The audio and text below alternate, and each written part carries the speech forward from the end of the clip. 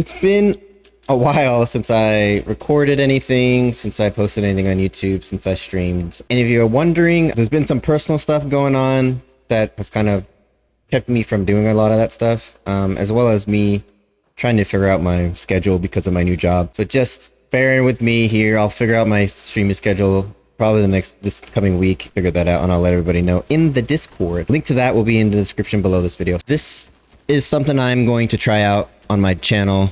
There's been a lot of YouTubers doing this. I know Jay Schlatt has been doing it. Crispy Concourse has been doing it. Kind of a get to know me session. It's kind of where I just talk about personal stuff.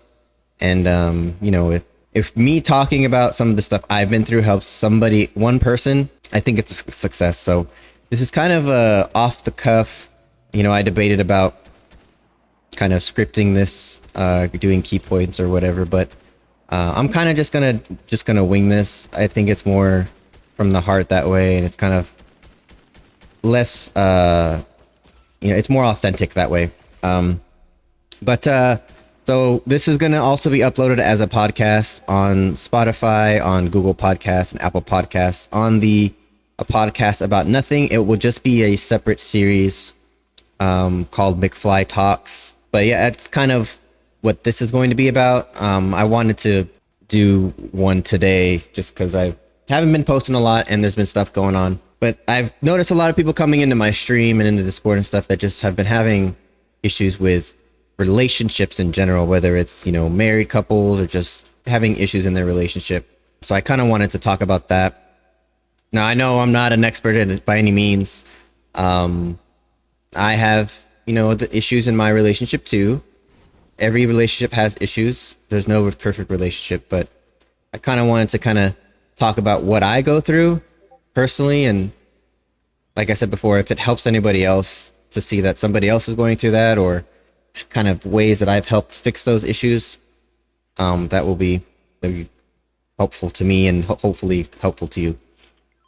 But yeah, man, so the issue I have with relationships in general, especially in America and in the modern sense, is that I think kind of people don't take relationships seriously. There's a lot of people that look at relationships and kind of look at it in a very unrealistic way. I think a lot of people go into it thinking, you know, if me and my significant other are arguing, that there must be something wrong in the relationship. And that's kind of self-deprecating way to look at it. Like I said before, everybody's gonna have arguments. It's how you get through those arguments and how you resolve them that kind of determines whether the relationship's going to work or not. Obviously, there's exceptions to every rule. It depends on what the argument is and things like that. But for the most part, I think that people give up really easily, or way too easily, on relationships. When I say people give up on relationships, I don't mean that in a condescending way. I just really believe that there's very little patience, and there's not really a realistic view on how much work a relationship can take. Every relationship's different, but you know, an argument doesn't mean it's the end of the relationship. If you're arguing often, it could mean there's some other thing that's really taking its toll in the relationship that could be a sign of something bad. But just because people argue in a relationship, it doesn't mean that it's a bad relationship. People argue. People have to argue to kind of figure out their issues and work through their issues. Now, if one person, you know, is being abusive or is just constantly yelling and not hearing the other person out, that's different. That's not how it should be. But in this sense, what I'm saying is that, you know, just because you have arguments doesn't mean that it's a bad relationship. Some people are going to argue more than others. And when you start comparing your relationship to, you know, your friends' relationships or people you might know or celebrities, anything like that, you're doing yourself a disservice because every relationship is different. Like I said, you have to kind of argue and communicate to get through a lot of different problems in a relationship. And I think that's also why, you know, the divorce rate is very high and people go through mental health issues. So I definitely think that's something. I also think that there's people out there that don't stick up for themselves and are in mentally abusive relationships and physically abusive relationships, sometimes both, and they don't get out of it because they're afraid of confrontation or they're afraid to stick up for themselves because for whatever reason, for whatever issues in past relationships and things like that. So I think those are kind of key points as to why a lot of relationships fail in the modern age, right? And I think we put a lot of emphasis on celebrities and everything that's going on in our culture and in the news and stuff. And a lot of these celebrities marry and divorce, marry and divorce. I think there's not enough importance put on being dedicated to somebody. You know, in my opinion, being married isn't something that's like, oh, it's a fun thing to do. We're getting married. Like, in my opinion, and again, I am married, married 8 years now to my beautiful wife. But I don't think you need to get married to show that you love somebody. I would have been perfectly fine with us not getting married and just, you know, saying we're dedicated to each other. But I think the sanctity of marriage and the ceremony of marriage kind of, it's almost like it literally is written on a document. It's written in ink. It's binding, what have you. Like I said, I don't think that's necessary. I think it's something that a lot of people see as kind of a rite of passage. So I totally understand that. All throughout high school and all throughout college, I was one of those people that said, you know, I would never get married. I don't see the point of it. If you love somebody, you don't need to get married. And, you know, I was young, and as everybody who's gone through that stage of their life and is now older realizes that you think you're invincible and you think you know everything at that age. And I think that's another thing that kind of upsets the normal projection of your life, is that things changed. People don't see things how they're supposed to see or how it should be seen when they're that young, just because they don't have experience. I definitely had that when I was younger. Like I said before, I said I would never get married. I said I would not mind, obviously, a serious relationship, but I was super against marriage and all of that.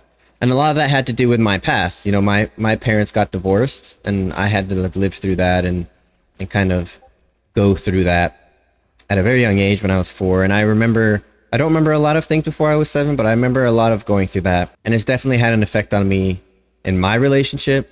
You know, I don't like confrontation. When my wife and I would argue, I would just, you know, shut down and internalize in fear of saying something that I'll regret, and that eventually leading to us separating. And that's really something I'm working on, because that's not how it works. You got to communicate and you got to talk to your partner when there's something going on. But, you know, all throughout high school, I did a lot of things early. I did a lot of the drinking and the trying of, you know, weed and all that stuff very early in my life, in junior high when I was 12 and 13.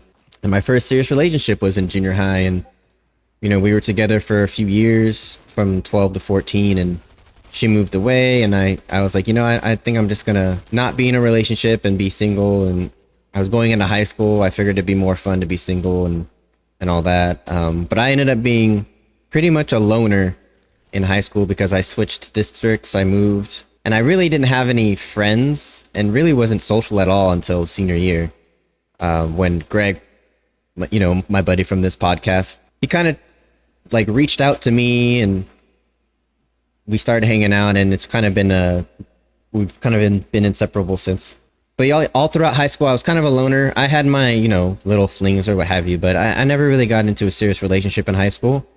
So when I got into college, I was like, you know, I'm ready to kind of open up to just having fun, like fun relationships, not relationships, you know, kind of the one night stand, just having fun, like having the college life. And I did that. I did a lot of that. And then I accidentally kind of fell for somebody. Technically, she wasn't my first. Like I said, I had a serious relationship in junior high, but that's really young to kind of consider it a serious relationship. In college, I kind of had my first like serious relationship, like head over heels for this person. And, you know, it was good for about a year or so. I'm definitely one of those people that are very overtly clingy, and, you know, I like to hold hands. I like to show that I care for the person.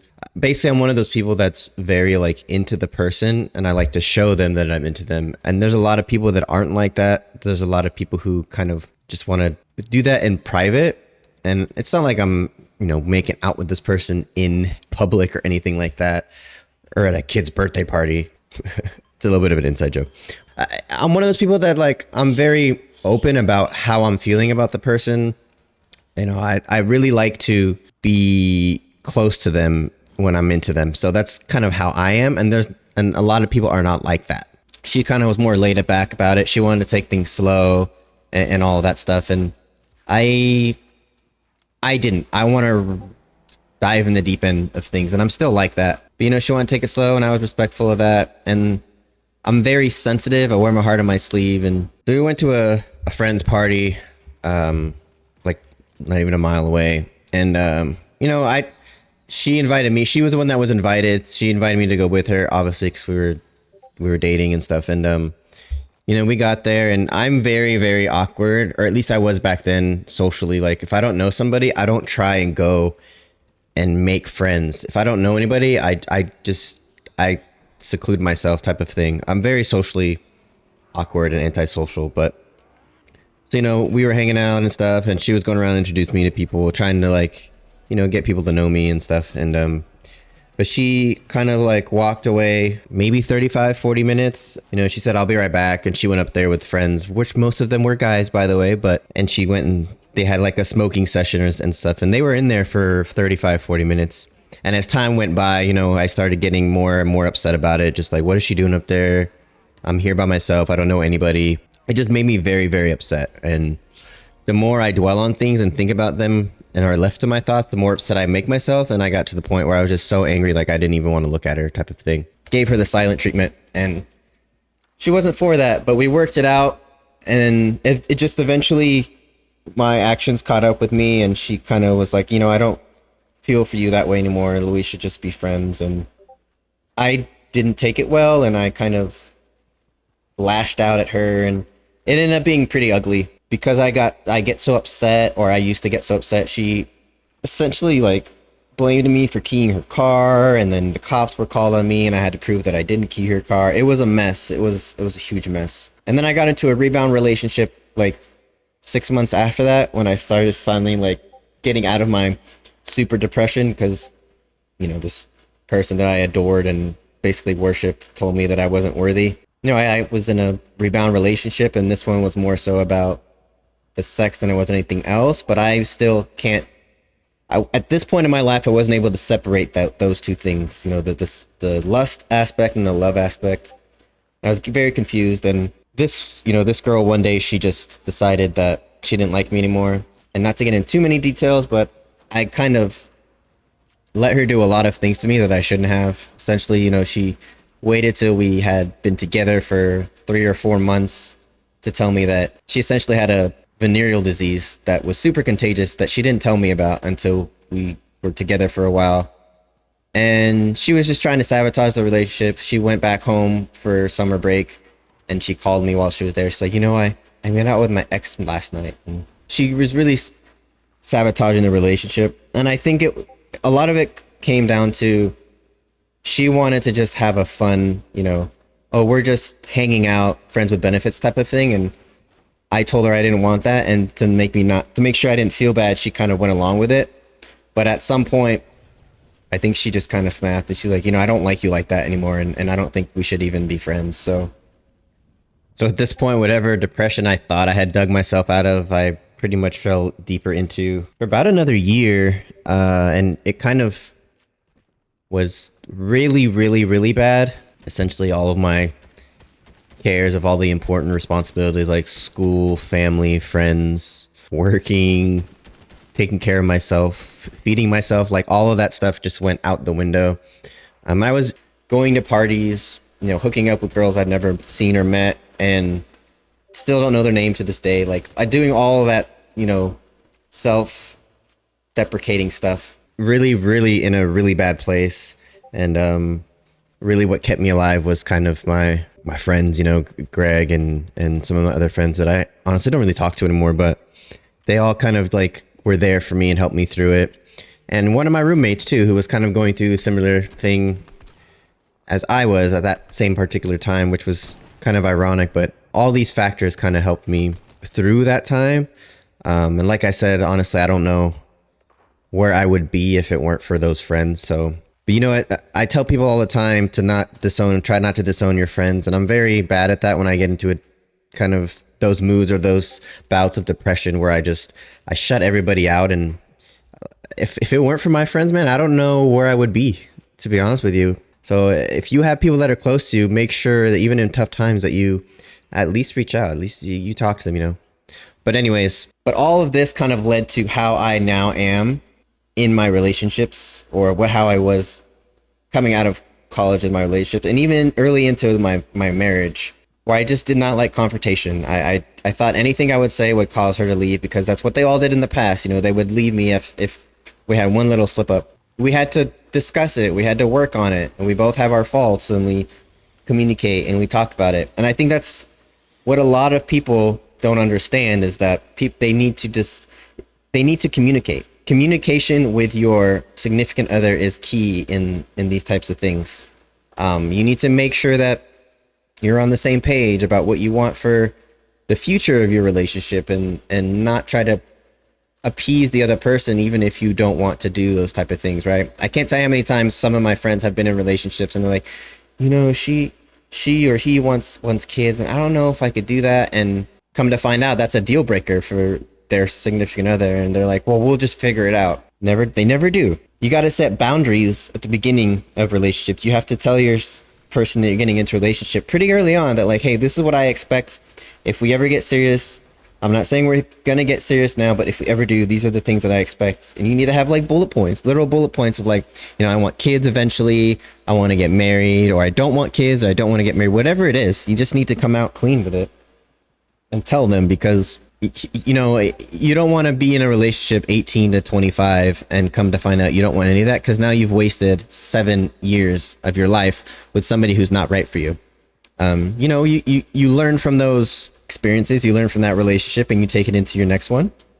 And that's how it should be with everything in life. You should learn from your mistakes, learn from your failures, and that leads to more successes. But you don't want to waste 7 years of your life with somebody that's not for you, right? And sometimes that can lead to people being overly cautious and overly desensitized to certain people. They overanalyze everything, or they have standards way too high. It's like, you know, I'll see it on social media all the time, which granted is not really a great place to go to see how people actually are, because on social media people are kind of the worst of themselves. But I see it on social media all the time, where some girl will post something or say something on social media, and all the reactions from men especially are just like, what a toxic person, or I would never let my significant other do this, or if she's doing that, you're whipped, whatever. Like, there's always some opinion that somebody has to say on social media. I feel like that's really, those people don't have the relationship experience,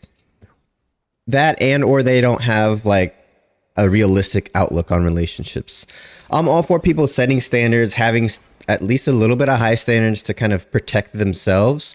But there comes that happy medium you need to find, where you have standards set to make sure that you get what you need and you get kind of what you want and you don't get hurt. But I also think there needs to be a little bit of leeway there. Like, to have this standard set, like, oh, I need somebody who, you know, is a 10, but is also like great personality, will always let me have my freedoms, and all. Like, these are it's not realistic, guys. You have to look at things realistically. This is from talking from experience. I had a while in my life where my expectations were so high, and that's my excuse for why I was single for so long. But honestly, it was kind of me being afraid to get into relationships. But I had standards high for the longest time, and it's not healthy. Like, you see things that aren't even there. You make up issues with people that aren't really there, or aren't really like justified. And it's just, speaking from experience, I don't think that's the way you need to be.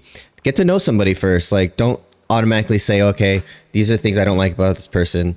I don't even think I want to try and see who they really are. Like, you need to get to know people, because like I said, how people are on social media, you're seeing literally like a second of their lives and judging them on that little one sentence, or that second of their lives. Like, get to know somebody. People are much different when you talk to them in person, when you hang out with them.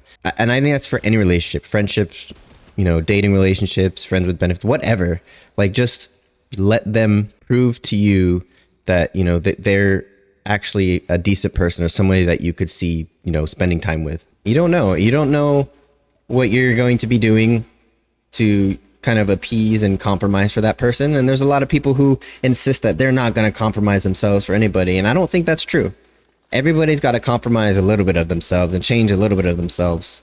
I'm not saying you got to become a totally different person, but you definitely have to put some of your pride aside and some of what you are doing aside, and you know, and be one with that other person and work with them to have the relationship that you want. You know, a lot of people don't want to change, and that's kind of what leads to a lot of these failed relationships, is that you have to change a little bit. I'm not saying, like I said, you don't have to become a totally different person, but you are going to have to change a little bit. Becoming an adult is hard, guys. Like, I think we glamorize becoming an adult when we're a kid, and it's not that fun. Like, you got bills, you got a monotonous kind of weekly life where you wake up, go to work, come home, eat dinner, go to sleep, rinse, repeat. You got health issues. My back is constantly hurting me now. My feet hurt. My dick don't work. Like, that's a joke, guys. My dick actually works great. Just pretend that was a joke. That was a joke. I think it's unfair for people to just assume if that happens that it's a bad relationship. It's just not the case. It's not the case. Every relationship is different. Like I said, I'm not an expert on this. I have my own demons to work through. I started going to therapy, and I've realized how much my parents' divorce has an effect on me. I kind of played it off like, look, I was getting 2 birthdays, two Christmases, 2 Thanksgiving celebrations. I was getting double the fun for a lot of that stuff because of the 2 different households, and I have 3 parents that love me and adore me. But it mentally and psychologically, it definitely took its toll.